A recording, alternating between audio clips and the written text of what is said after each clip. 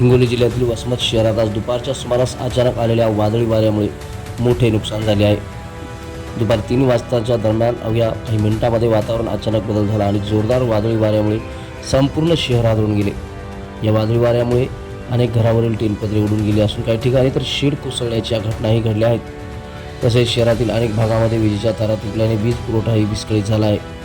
वादळ इतकी तीव्र होते की नागरिकांना सुरक्षित ठिकाणी धाव घ्यावी लागली। रस्त्यावर धूळ आणि उडणारे पत्रे यामुळे काही काळ भीतीचे वातावरण निर्माण झाले होते। स्थानिक नागरिकांच्या म्हणण्यानुसार अवघ्या 5 मिनिटाच्या या वादळी वाऱ्याने मोठ्या प्रमाणात आर्थिक नुकसान झाले आहे।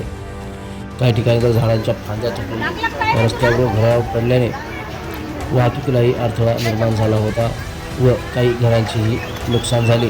सुदैवाने या घटनेत कोणतीही जीवितहानी झालेली नाही, मात्र अनेक कुटुंबांचे घराचे नुकसान झाल्याने नागरिकांमध्ये चिंतेचे वातावरण आहे।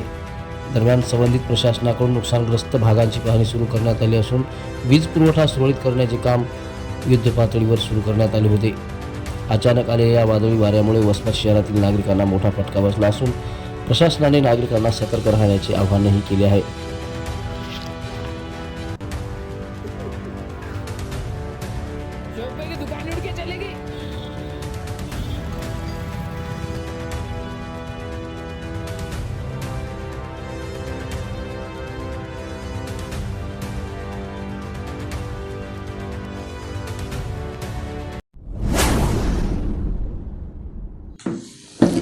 लोक परिवर्तन न्यूज लाईव्ह, लोकशाहीचा बुलंद आवाज।